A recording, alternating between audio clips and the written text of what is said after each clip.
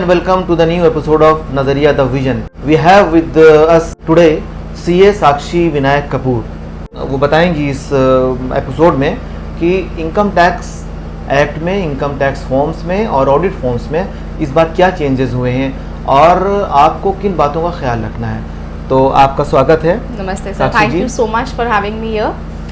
और I am CA Sakshi Vinayak Kapoor. I am in practice since past 10 years. और आज हम लोग अपने जनता को, बिकॉज आपका ये जो चैनल है, हाँ. आपके क्लाइंट्स हैं बट एट लार्ज हमारे सिटीजन्स ऑफ इंडिया हैं. तो हम लोग सिटीजन्स ऑफ इंडिया और हमारे जागरूक नागरिकों की बात करेंगे. तो सबको पता है कि इनकम टैक्स जो है it is basically a tax on your income. जो भी आप इनकम कमा रहे हैं, बी इट आपकी सैलरी इनकम है, rental income, direct tax, it is direct taxes, आपको कहीं से इंटरेस्ट भी मिल रहा है तो उस पर आप एक टैक्स देते हैं गवर्नमेंट को. बट और वो एक स्लैब में बटा होता है जिसपे हम स्लैब प्रोग्रेसिव टैक्सेशन स्कीम भी जिसको बोलते हैं. पर उसमें से कुछ टैक्स ऑलरेडी हम पे कर चुके होते हैं इन द फॉर्म ऑफ TDS, है ना. तो वो हम जब हमारा taxable amount minus TDS payable जो करते हैं तो वो नेट टैक्स पेबल हमको पता चलता है कि अब हमको सरकार को कितना टैक्स पे करना है. ठीक है. तो अभी लोगों में क्या है दहशत की, अब ये new scheme ma'am, old scheme, because the clients to regime of taxes. तो clients are going bonkers over कि मैम कहाँ पे जाना है, why new regime, why old regime. So our entire session of today will be basically focusing on कि क्या है ये. Why did the government come up with this idea of getting a new regime?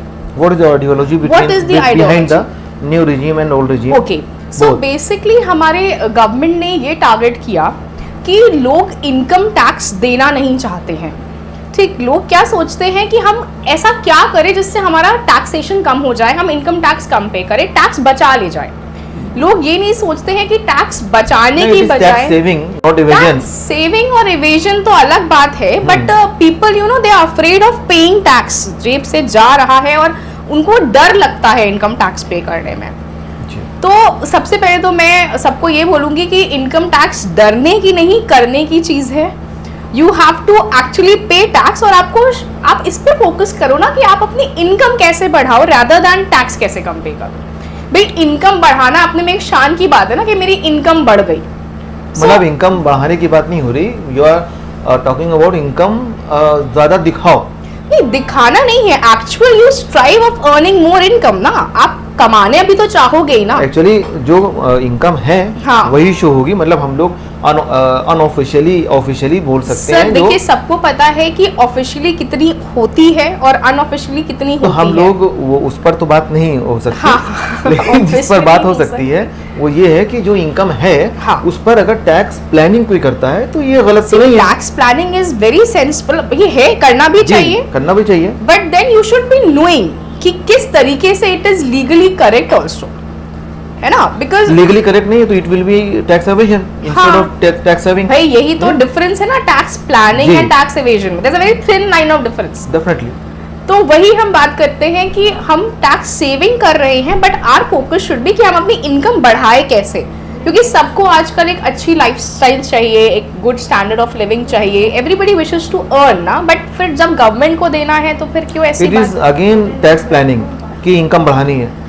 Sir income बढ़ानी, ये हम एक individual को strive करा रहे हैं कि वो ऐसा क्या करे जिससे उसकी इनकम बढ़े. बिकॉज सबके खर्चे तो बढ़ ही रहे हैं. मतलब बिजनेस टैक्टिक्स हम लोग थोड़ी सिखा रहे हैं लोगों को. हाँ बिल्कुल, कि मतलब आप अपना काम कैसे बढ़ाएं, आप इनकम कैसे जनरेट करें. बिकॉज अल्टीमेटली जो सरकार आपसे टैक्स ले रही है it is spending on your own, आपके लिए तो आपका कहने का मतलब है कि जो न्यू रिजीम उसमें हेल्प करेगी to increase the income, to show the income more, not more but coverage of the income. Like कि लोगों को ज्यादा कवरेज. एक्चुअली ओल्ड रिजीम में होता था कि डिडक्शंस होते थे, एग्जेम्पशंस होती थी. राइट. तो इन सब लोगों को देखने के बाद जो इनकम टैक्स रिटर्न एक्नॉलेजमेंट जाता था कहीं पर उनका, तो इट शोज लेस. राइट. और न्यू रिजीम में कोई टैक्स, कोई डिडक्शंस नहीं है, एग्जेम्पशंस भी नहीं है, तो आपकी इनकम ज्यादा दिखती है. इनकम ज्यादा दिखती है but the rate of tax कम है. यही सरकार कह रही है कि अगर आपको कम रेट ऑफ टैक्स पे करना है, आपको कम इनकम टैक्स पे करना है, तो you come to the new regime. Government ये चाहती है कि मैक्सिमम से मैक्सिमम लोग इनकम टैक्स रिटर्न फाइल करें या इनकम टैक्स पे करें। नहीं, इसमें तो अगर वो टैक्सेबल लिमिट में नहीं आता कोई, हाँ। तो it is not mandatory to file the return. Sir, taxable limit में नहीं आने की बात नहीं है, यहाँ पे बात ये हो रही है कि गवर्नमेंट ये चाहती है कि ज्यादा से ज्यादा लोग, न्यू रिजीम लाने का क्या मतलब है, गवर्नमेंट ये बोली है कि अगर आपको लोअर टैक्स रेट चाहिए, तो भैया आप सारे डिडक्शंस छोड़ दीजिए except for one deduction, that is the standard deduction section 16 में 50,000 रुपए वाला, मतलब सैलरीड पर्सन ओनली। हाँ। तो हमारे ओल्ड रिजीम में क्या था, ओल्ड रिजीम में ये था कि आप सारे सोर्सेज ऑफ इनकम कलेक्ट करिए एंड देन आपको multiple an number of deductions मिलते थे in the form of 80C, 80D, 80E, 80G, simplified kind of you can say. But एक तरीके से सरकार ये भी कह रही है कि अब हम ज्यादा लोगों को मोटिवेट करेंगे, प्रमोट एंड मोटिवेशन, कि भाई अब आपको कम, जैसे स्लैब क्या था, पहले था हमारा 2.5 लाख तक कोई टैक्स नहीं देंगे, ठीक है ना। अभी हमारे न्यू रिजीम में, भाई ओल्ड रिजीम क्या था कि 0 से 2.5 लाख तक का आपको कुछ टैक्स नहीं देना है, देन 2.5 से 3 आपको 5% देना है, 3 से 5 आपको अगेन 5% देना है, देन 5 से 10 आपको 20% एंड 10 से ऊपर 30%, ठीक है। 60, 80 एंड अबव 80 की बात छोड़ देते हैं अभी, और deductions, an number of deductions you were eligible for. अभी न्यू स्कीम क्या कहती है, न्यू स्कीम ये कह रही है कि आप 3 लाख तक कुछ नहीं देना है, ठीक है। देन 3 से 6 में आपको 5% देना है, देन 6 से 9 पे आपको 10% देना है, हाँ, एंड फिर 9 से 12 पे आपको 15%, 12 से 15 पे आपको again 20% and more than 15 lakh आपको 30% देना है। 12 से 15 25%, फिर 20% एंड देन अबव 15 आपको 30%। तो अगर आप कहीं ना कहीं देखें तो स्लैब भी तो कम हुआ है ना, the rate of taxation has been कम कर दिया गया है गवर्नमेंट। तो एक ये बहुत बड़ा एडवांटेज है कि भाई आप उस एम्बिट से, अभी आप नॉर्मल बात करें कि लिमिट क्या है नॉन टैक्सेबल इनकम की, तो it is 2.5 lakh, but 87A में जो रिलीफ मिलता है आपको 12,500 का, तो अगर हम फैक्चुअली देखें तो 5 लाख तक आपको कोई टैक्स देना नहीं है, डेफिनेटली, है ना। तो अगर आप उस हिसाब से न्यू रिजीम में 7 लाख तक कुछ नहीं देना है, कुछ नहीं देना है, तो मतलब in general new regime will be beneficial generally lower income group also to target them, as in ki to motivate them to at least start filing return. Yeah, up to 7 lakhs तक no income will be. तो it is a good move by the government to lower the definitely ये करना है। Plus इससे क्या होता है, जब डिडक्शंस गवर्नमेंट नहीं देती है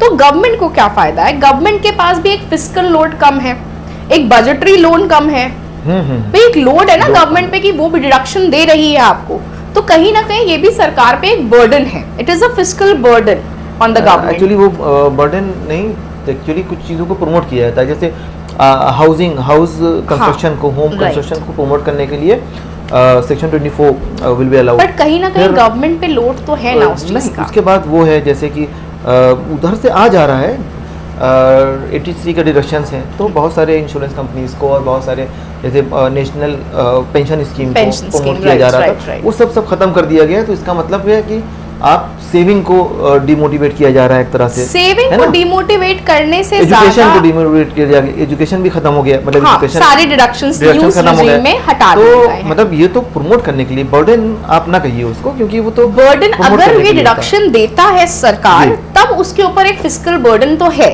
कि भाई कहीं ना कहीं टैक्स कम कलेक्ट हो रहा है, और आप डिडक्शंस न्यू रिजीम में अगर इस तरह देखा जाए तो न्यू रिजीम में भी फिजिकल बर्डन गवर्नमेंट के पास हो जाएगा, क्योंकि रेट ऑफ टैक्स सर, लेकिन यही तो चाह रही है ना गवर्नमेंट कि हम ज्यादा से ज्यादा लोग चाहे कि भाई हम लोअर टैक्स रेट है, तो ये एक फैसिनेट किया है कि हम टैक्स रेट कम रख रहे हैं न्यू रिजीम में, मतलब ज्यादा लोगों को शामिल करना है, you want to increase the number of people filing the ITR at least, ये शान की बात है इनकम टैक्स फाइल करना। ये हो गया कि मतलब एक तरह से डेटाबेस भी ज्यादातर लोगों का उनके पास आ जाना चाहिए, बिल्कुल आ जाना चाहिए, क्योंकि सारी चीजें ऑनलाइन हो गई हैं, बहुत सारी चीजें सेंट्रलाइज हो गई है, पैन के थ्रू आ गई है, लिंकिंग है, तो सूनर और लेटर कहीं ना कहीं तो एम्बिट में आ ही जाएंगे। और एक बार अगर रिटर्न फाइलिंग स्टार्ट कर देंगे तो इनकम तो बढ़नी है साल दर साल, तब तो आ जाएंगे। अच्छा, तो और एक तो मार्जिनल टैक्स का इस बार जी हुआ है कि अगर more than 7 income is more then 7 lakh, right, तो पूरा टैक्स नहीं हो जाएगा, क्योंकि आप देखेंगे 7 लाख पर टैक्स आ जाएगा 6 लाख तक पर हो गया टैक्स 15,000 Right, और 25,000, तो वो भी बच गए। तो 25,000। अगर आपकी इनकम 7,01,000 है, पिछली बार तो था ना कि हो गया तो फिर टैक्स पूरा बन जाता पूरा था, बन जाता था, इस but बार इस बार से मार्जिनल कम टैक्स कर किया है, दिया है। right, अगर right. 7 लाख से 7,10,000 है तो 10,000 tax will be 10,000 paid only, right. ये नहीं कि 30,000 टैक्स एक साथ बन जाएगा। Absolutely. ये अच्छा एक मूव हाँ, हुआ है move कि है, मार्जिनल right. टैक्स हो गया है। तो इसमें इंफॉर्मेशंस कुछ और बढ़ी होंगी, इन्फॉर्मेशन बढ़ी हैं, चेंजेस देने के आए लिए। हैं हमारे आईटीआर में। आईटीआर में क्या चेंजेस हैं? आईटीआर में चेंजेस इस तरीके से आए हैं कि जैसे पहले तो जब आप आईटीआर 1 और 2 में तो you have the option like कि जब आप फाइल कर रहे हैं, और हाँ सबसे बड़ी बात मैं ये बताना चाहूँगी कि आईटीआर फाइलिंग हमारी जैसे कि ड्यू डेट है 23-24 की, जैसे कि असेसमेंट ईयर 24-25 की ड्यू डेट है 31 जुलाई 24, ठीक है। तो people you know they should, वो पैनिक करने लगते हैं क्लाइंट्स हमारे, बट उनको ये पता होना चाहिए कि जब तक हमारा AIS अपडेट नहीं हो जाता अपडेट 26 AS हमारे पोर्टल पे अपडेट नहीं होता है, it is not wise to move forward with the filing of time कम बचेगा रिटर्न। ना, फिर actually first week of June तक we should wait for updation, right, क्योंकि 31st May is the last date to file the TDS return. TDS deposit करने की जो date है वो 30 अप्रैल है, मतलब 24 की मैं बात करूं तो 30 अप्रैल 24 जो कि कर चुके हैं, लेकिन उसी की रिटर्न फाइलिंग डेट है 31 मई जो कल है, राइट। तो अपडेट होने में भी टाइम लगता है। हाँ, तो we have to wait for that period कि जब वो दोनों अपडेट हो जाए, उन्हीं के फायदा है उसमें, तभी फायदा है। It is wise to make a move then and you start filing तो रिटर्न। सबसे पहले तो जो सैलरीड पर्सन है Right. या जो सेल्फ एम्प्लॉयड भी है और उनका काम ऐसा है जिनका टैक्स डिडक्शन होता है एट सोर्स, राइट, तो उनको कम से कम फर्स्ट वीक ऑफ जून तक रुकना चाहिए, तभी बिल्कुल रिटर्न फाइल रुकना करना चाहिए, चाहिए, बिल्कुल। जिससे कि इंटरेस्ट वगैरह भी जो बैंक का है वो भी मैच हो जाएगा, वो भी मैच हो जाए, प्लस जहां से उनका TDS टीडीएस है, कटा है वो भी उनको अपडेट हो फायदा जाए, है, राइट, वो भी अपडेट हो सो जाएगा। One should wait for AIS and 26 AS to be Definitely. Uploaded on the portal and then proceed with और फाइलिंग ऑफ रिटर्न। दूसरा आपने बताया कि in maximum cases it is Right. Advisable to file return based on new regime, new regime. most of the अब हम cases. बताएंगे कि यहाँ पे आपको कहाँ पे रोकता है सिस्टम, लाइक जी। अगर आप फाइलिंग स्टार्ट करते हैं, if you start filing it will automatically take you to a new regime, वो New बाय डिफॉल्ट आपको न्यू रिजीम में ही फाइल जबकि कराएगा। पिछले साल तक था कि ऑटोमेटिकली आपका वो नहीं लेता कर था रहा बाय था, डिफॉल्ट option- फर्स्ट में लेता, नहीं ओल्ड में लेता ओल्ड था, में लेता था। वो अब हाँ, new इस साल बाय डिफॉल्ट वो न्यू रिजीम में ही लेगा, जी। ठीक है। So you have to keep that in mind. If you are from ITR 1 and 2 अगर आपकी फाइलिंग है तो it gives you want to switch from new to old और vice versa, it gives you एक एन फॉर्म ऑप्शन। और file करना पड़ेगा हाँ, इसको। तो आपको ऑप्शन भी देता है वो यस या नो करके, तो आप स्विच कर सकते हो easily to that new. No कर देंगे तो वो हो जाएगा। हाँ, और अगर आपका TDS भी पुरानी रिजीम में कटा हुआ है, ओल्ड रिजीम में, हाँ, तो भी it is irrespective of, it Immaterial will take you हाँ। To a new regime by default, मतलब वो खुलेगा न्यू रिजीम वाला हाँ, ही new पोर्टल। regime खुलेगा। So that you have to take in mind कि अगर 1 and 2 है तो यू कैन इजिली स्विच। हाँ, एक चीज माइंड में उनको रखना जरूरी है कि अगर इररिस्पेक्टिव ऑफ कि किसी भी रिजीम में उनका टैक्स कटा हो, Right. वो इमैटेरियल है। Right. रिटर्न जब फाइल करेंगे तब ही शी हैज टू सेलेक्ट कि weather he and she will Opt go for one, for one old or old or new. old new, right. ये ये 1 और immaterial 2 है। के ITR में क्योंकि benefit है। उस वक्त भी लोग पूछते हैं वहां पर उनके डिपार्टमेंट में कि किस रिजीम में आप जाएंगे, हाँ। उन्होंने कुछ भी बोल दिया हो उससे कोई फर्क नहीं नहीं, पड़ता, नहीं, बिल्कुल। अभी आपको ऑप्ट करना है। जी, एक बिल्कुल। तो ये बात हुई, जी, बिल्कुल। और दूसरा सब लोगों को फिर- रुकना है। हाँ, रुकना है। जी। ITR 3 and 4 के केस में जो बिजनेस इनकम है, if they wish to file within old regime, अगर उनको ओल्ड रिजीम में फाइल करना है, 3 and 4 के लिए मैं बात कर रही हूँ जो बिजनेस इनकम है, तो उनको क्या करना है, to go for new regime they have to mandatorily file the return before on or before the due date, मतलब 31 Okay. जुलाई के पहले ही उनको अपना रिटर्न फाइल करना है। वो लास्ट ईयर भी था ये तो नहीं, बट इस साल से है सर, ITR 3 and 4। दिसंबर तक का था शायद। हाँ जी, दिसंबर तक राइट का था। राइट। हाँ तो जी। 3 and 4 को ये बात ध्यान रखनी है कि अगर ओल्ड रिजीम ऑप्ट करना है तो they Belated- have to belated file. में नहीं हो पाएगा। नहीं, बिलेटेड कर सकते हैं, Belated में old regime नहीं हो ओल्ड पाएगा। रिजीम में नहीं जा नहीं जा पाएंगे। पाएगा। Suppose they are filing the return, उनको एकदम से अगस्त में याद आया भाई रिटर्न नहीं फाइल हुई है, तो फिर वो कुछ नहीं कर पाएंगे, बिलेटेड रिटर्न फाइल कर दे, but that will be under new regime, they can not opt for the old regime. And plus उसमें हाँ ओल्ड रिजीम पॉसिबल नहीं है, ये उनको ध्यान रखना है कि उनको अपनी ड्यू डेट तक ही अपनी रिटर्न फाइल करनी है, 31 जुलाई तक, राइट। एंड देन एक changes 1 and 2 can switch, 1, 2 and 4, 3 and 4 have to, हाँ सब 31 जुलाई तो है, right, 1, 2 and 4, right right, 3 normally वो जो वाले हाँ होते ऑडिट हैं। वाली, तो उसका भी ऑप्शन सबकी दिए हुए हैं, बहुत डिटेल्ड फॉर्म्स बने हैं। एक चेंज जो और किया है गेमिंग इनकम में फॉर ITR 2 and 3 में, जो गेमिंग इनकम, हाँ ऑनलाइन गेमिंग का बहुत क्रेज बढ़ रहा है हमारे यंगस्टर्स के बीच में, every time they are playing, even not the youngsters, I think वो अडल्ट्स वाले भी जो 40 प्लस वाली भी, जिनके पास भी वक्त है वो यही करते हैं, हाँ आराम से बैठ के, even the parents these days are you know into gaming and all. So इस गेमिंग इनकम को कैसे टैप करना था, तो very smart move by the government कि अर्लियर सिर्फ एक हेड दिखाया जाता था, दैट वाज लॉटरी एक्सेट्रा करके, but now they have a separate section जो कि 115 BBJ 115 BBJ, उसमें यस उसमें एक फर्दर रिपोर्टिंग, एक एडिशनल रिपोर्टिंग है फॉर विनिंग ऑनलाइन गेम वाला, तो उसमें रिपोर्टिंग मैंडेटरी कर दी है। इसमें एक सवाल बहुत आता है लोगों का, इसको क्लैरिफाई हो जाना चाहिए कि इसमें टर्नओवर बहुत ज़्यादा होता है आमतौर से, क्योंकि जो लोग इंटरडे करते हैं, रोज़ करते हैं, 1-1 घंटे में स्विच करते रहते हैं, तो टर्नओवर बहुत हो जाता है। वो सर डिफरेंट हो गया, ये सिर्फ गेमिंग की बात हो रही है, गेमिंग में भी, हाँ, और गेमिंग या जो भी क्रिप्टो या ऑनलाइन जितनी भी ट्रेडिंग करते हैं, चाहे वो इंटरनेशनल हो चाहे इंडियन हो, उन सबों में बहुत ज़्यादा टर्नओवर हो जाता है।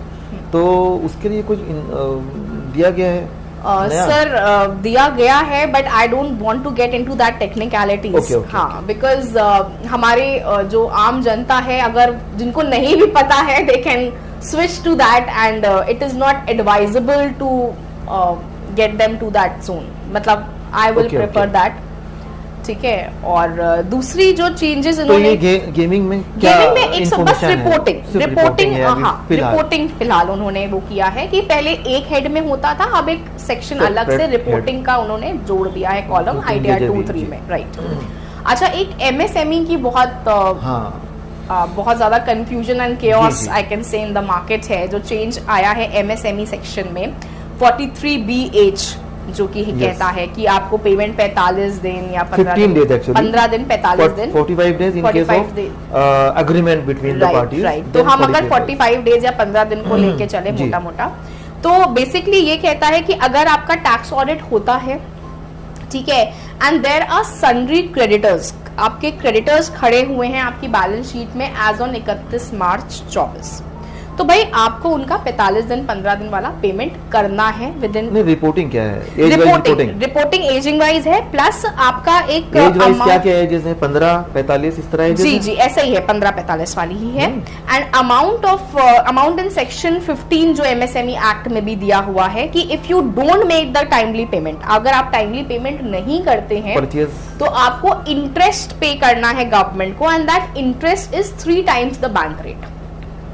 ओके, अगर आपने डिफॉल्ट किया है, पेमेंट नहीं किया है, विद इन टाइमली पेमेंट नहीं हुआ है, तो आपको इंटरेस्ट देना है which is 3 times the bank rate. Now that is a big amount, and plus इसका आपको इंटरेस्ट का कोई बेनिफिट भी नहीं मिलेगा, कोई डिडक्शन नहीं है वाइल फाइलिंग ITR, कैपिटल जाएगी, हाँ पूरा आपका जाएगा, you will not get any deduction while filing the ITR also, ठीक है। तो ये आपको, और इसकी रिपोर्टिंग भी है कि आपने ये इंटरेस्ट पेमेंट की है गवर्नमेंट को, इसकी भी रिपोर्टिंग ऑडिट रिपोर्ट में, राइट।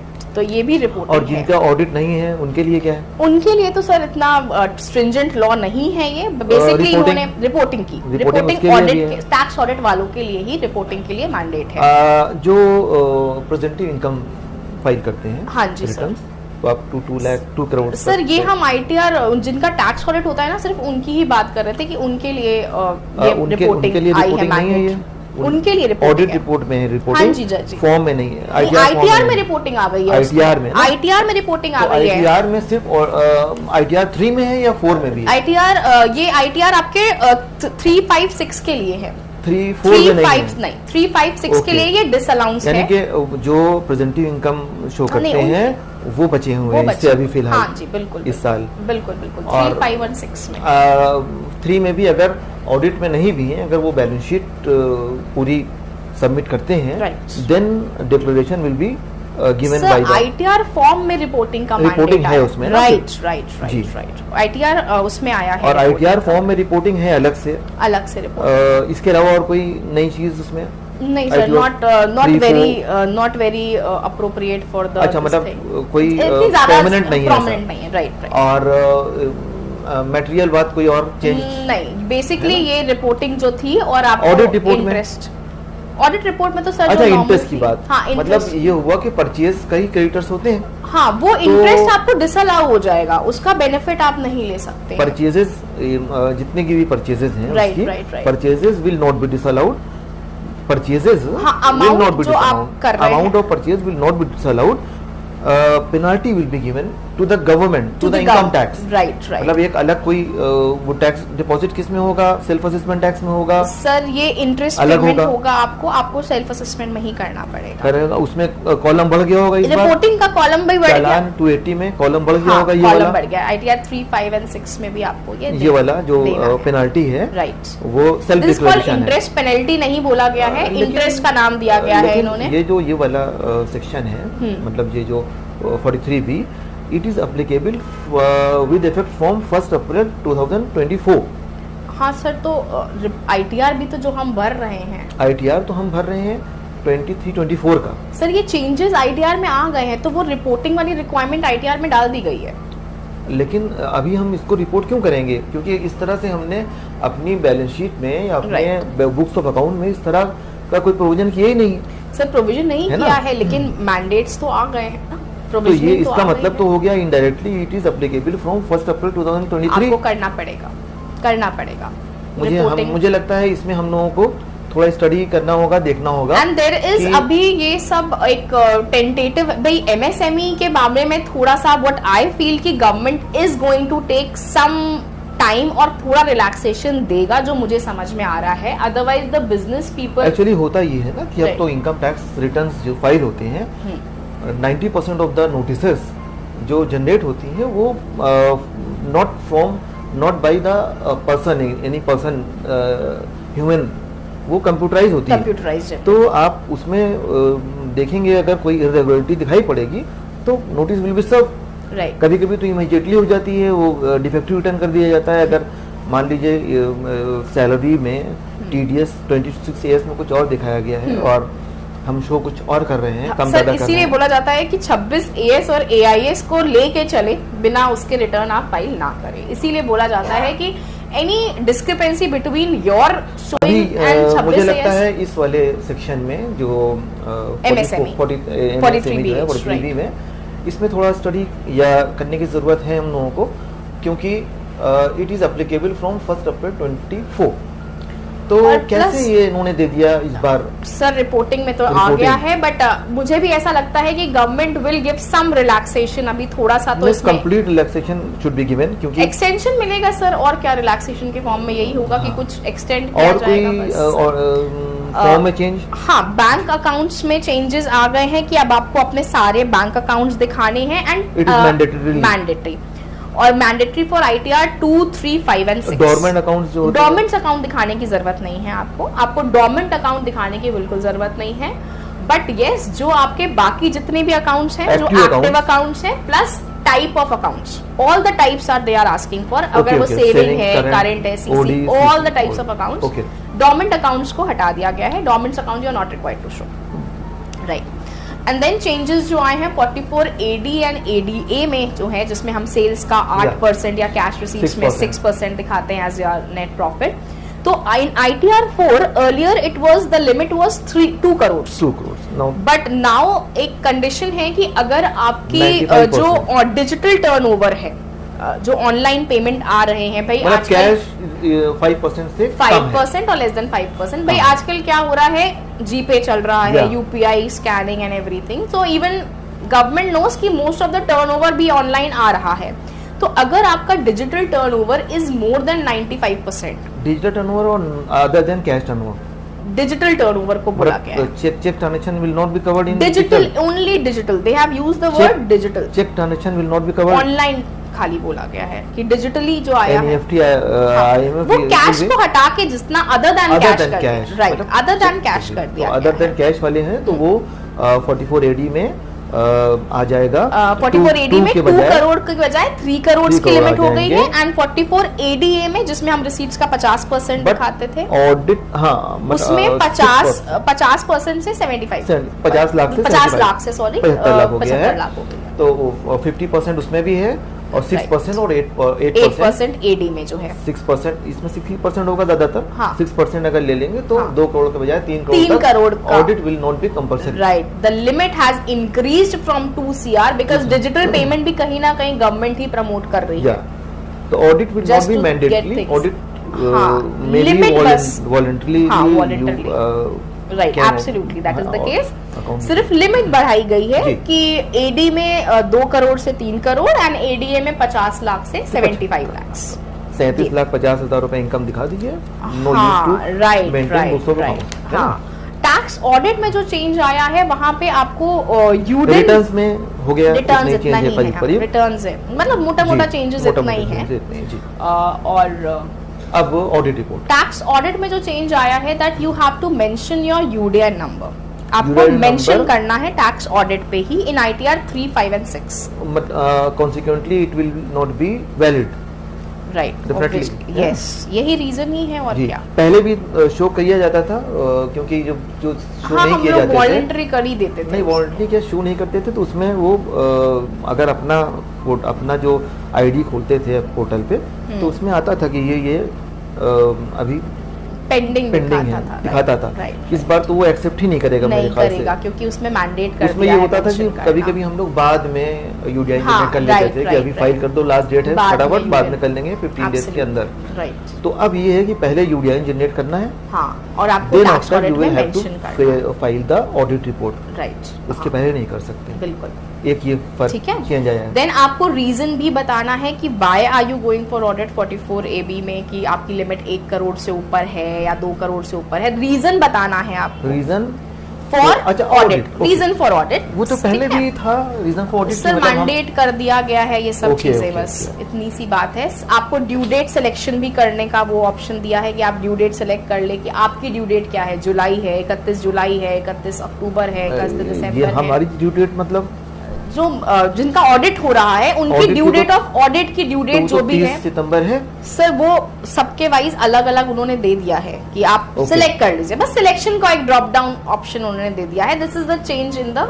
ITR फॉर्मेट में, ठीक है। प्लस ITR 5 and 6 में जो एक इम्पोर्टेंट चेंज हुआ है regarding mandate of mentioning the MSME number, उद्यम रजिस्ट्रेशन नंबर, वो भी मैंडेटरी हो गया है, कर दिया है, हाँ। तो इसका मतलब है कि किसी का अगर MSME रजिस्ट्रेशन नहीं है तो ऑडिट नहीं हो पाएगा उसका, राइट। कंपनी एंड फर्म के केस में सभी का हो गया, अच्छा proprietary concern will be exempted, अभी उनको नहीं लिया गया है, ओनली ITR 5 and 6 के या कंपनी और फर्म का केस 5 and 6 में मैंडेट किया, अभी नहीं किया है, ITR 5 and 6 में मैंडेट कर दिया है। कभी कभी लोग रजिस्ट्रेशन करा लेते हैं MSME का, और रजिस्ट्रेशन करा के भूल गए, अब वो आए रजिस्ट्रेशन यहाँ पे चाहिए, अब वो मिल भी नहीं रहा है और दोबारा हो भी नहीं पा रहा है, उनको नंबर भी नहीं मालूम है किस नंबर पर हुआ है, वो नंबर पे जा रहा है, नंबर नहीं पता, जिसमें नहीं पता है, नंबर जब पता होता है तो रीसेट हो जाता है, हाँ, तो नंबर से सर्च हो जाता है, ये प्रैक्टिकल प्रॉब्लम्स इसमें बहुत आएंगी, और प्लस MSME जो इतना गवर्नमेंट पहले दे अभी चाहिए लोगों को कि सब लोग अभी वक्त है,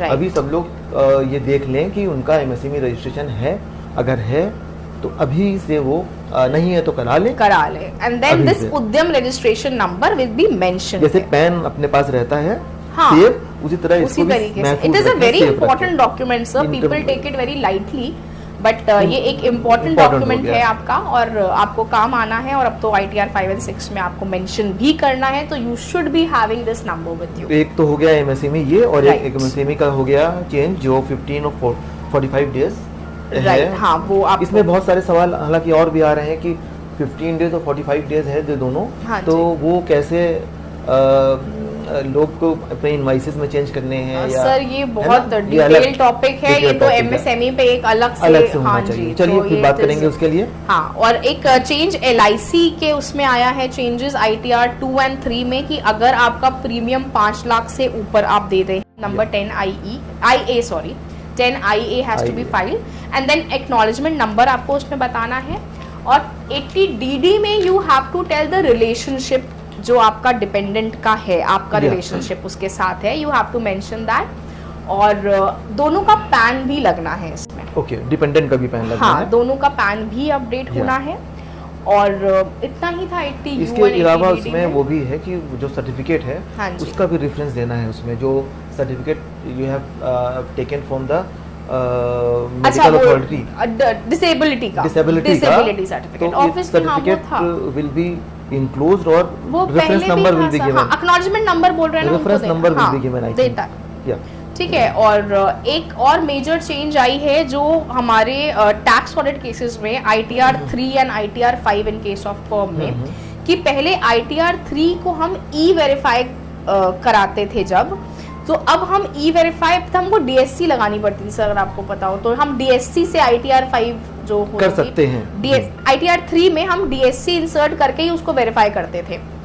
इन केस ऑफ ऑडिट, हाँ, ऑडिट के DSC will be mandatory, otherwise but अब वो DSC की जगह आप आधार OTP से भी E-वेरीफाई कर सकते हैं इन case of audit only. Yes, ITR 3 हाँ, आप आधार, ये एक सिंपलिसिटी हो गई है। Audit, in case of audit cases, yes verification will be done Aadhaar via Aadhaar via DSC और आधार OTP, मतलब okay. This has a simplification आ गया Very है good, कि very पहले DSC you need to call कि भाई DSC yes. ये वो, बट अब आप आधार OTP से भी so उसको use of E-वेरीफाई DSC कर will सकते be हैं। limited हाँ, kind of in corporate only, हाँ, corporate and ITR 3 and ITR 5 के 5 केस and में, 7 firm for में 5 and 7 only it will be mandatory now. ठीक Okay. है। और एक नया सेक्शन आया है 80 CCH, जो कि हमारे इंडियन आर्मी, एक वो न्यू टैक्स रिजीम में ही है, न्यू टैक्स रिजीम हाँ, में डिडक्शन, हाँ, अग्निवीर वाला जो है कि एडमिशन जो हो रहे हैं इंडियन आर्मी, तो एक कॉर्पस फंड एक है ये, तो उसका डिडक्शन आपको है, और इसकी रिपोर्टिंग भी है। तो कॉर्पस फंड का मतलब क्या हो ये गया? कॉर्पस सर, कॉर्पस अग्निवीर जो एक फंड जो आर्मी में जो लोग एडमिशन लेना चाहते हैं, जस्ट टू प्रमोट हमारा, अगर डिपेंडेंट लेना चाहता है उसके लिए, या जो नहीं, ये टैक्स पेयर है उसके नहीं, लिए? ये टैक्स पेयर के लिए है, ये टैक्स पेयर अगर हम अभी ज्वाइन करना चाहें, बिल्कुल तो बिल्कुल, अपना वो रिटर्न फाइल अग्निवीर करेंगे, स्कीम कॉर्पस के फंड के तहत हाँ, ही अगर, तो फिर आप इसका ये डिडक्शन ले सकते हैं, और इसकी रिपोर्टिंग है आपकी, आपको रिपोर्ट करना है that you are taking this deduction for the Agniveer वाला, मतलब प्रूफ देना होगा, हाँ, बस that's it। ट्रेनिंग का। और हाँ। डिडक्शन कितना है? Sir deduction I am not very sure कि क्या है, सम डिडक्शंस आर देयर, हाँ, सम ये है, एक न्यू रिजीम में है, to the extent of the expenditure it will be allowed, right, I think so, okay. Right. और कुछ चेंज हुआ है इसमें? सर मोटा मोटा तो यही चेंज हुआ changes है, हैं। अब बाकी जो फॉर्म्स और जैसे जैसे आएंगे, मेरे ख्याल से हाँ, लोगों को आसानी हो गई और होगी। अवेयरनेस फॉर्म बढ़ती तो जाएगी। आपने देख ही लिए होंगे सारे, अभी जितने नोटिफाई तो अभी हो गए आए, हैं। हाँ जी, notify 7 अभी मेरे ख्याल से नोटिफाई अभी नहीं हुआ नहीं है, हुआ है, right। जो चैरिटेबल ट्रस्ट के लिए होता है। जी जी, वो सबसे क्योंकि- लेट हमेशा ITR और 7 ही सबसे आता ज्यादा है। लोग परेशान 7 के लिए टेक्निकल होते हैं। है, राइट राइट। नहीं, सब अभी से लोग चाहते हैं अप्रैल में ही उनका रिटर्न फाइल हो जाए 7, और 7 सबसे बाद में आता है, सबसे बाद में ही आता है, सबसे बाद में, अभी तक आया नहीं है। और लास्ट डेट उसकी भी 30th ऑफ सितंबर है। उसके लिए थोड़ा सा टाइम भी कम मिलता है हम लोगों को, एंड प्लस ऑडिट के वक्त में आती है ना, क्योंकि ये हाँ। नॉन सीरियस लोग, मतलब नॉन सीरियस लोग का मतलब नॉन सीरियस हमारे लिए ऑडिट होता है, क्योंकि ऑडिट ज़्यादा सीरियस चीज़ें होती हैं, उस बीच आते हैं, और लास्ट डेट में उनका फॉर्म भी आता है, राइट। तो अभी तक उसका फॉर्म नहीं आया, उसके बारे में जब फॉर्म आएगा बिल्कुल। तो हम लोग एक बार फिर बात कर लेंगे। बिल्कुल, मेरे ख्याल से काफ़ी इनलाइटमेंट हो गया होगा लोगों को। हम लोग ने बहुत ब्रॉड चीजें टच की जो हमारे जनरल क्लाइंट्स के लिए थोड़ा हेल्पफुल क्लाइंट हो। पर्सपेक्टिव से हम बहुत लोगों ने बात की टेक्निकलिटी है। में हम इसलिए नहीं गए बिकॉज हमारे क्लाइंट्स के लिए जितना जरूरी है we should leave that to the professionals only, because अगर प्रोफेशनल्स के भी अगर हम बता देंगे तो फिर हमारा काम खत्म हो जाएगा सर। नहीं, खत्म तो नहीं होगा, लेकिन वो समझ नहीं पाएंगे लोग। प्लस बातें इट बहुत इज सारी। मोर टेक्निकल, सो हाँ, you know it technical is है। लाइक कि या तो फिर आप स्क्रैच से सीखो उस चीज को कि हाँ, क्या होता है, वो बिकॉज 3 ऊपर साल की ऊपर ट्रेनिंग करो। राइट, वो ऊपर ऊपर की knowledge is not Yes. Helpful. चलिए, thank you so much. thank you, और sir. फिर हम आपसे अगले किसी टॉपिक पर फिर से बात करेंगे। बिल्कुल सर, एनी टाइम। आपका बहुत बहुत शुक्रिया आने का। Thank you Thank so much sir, thank you sir.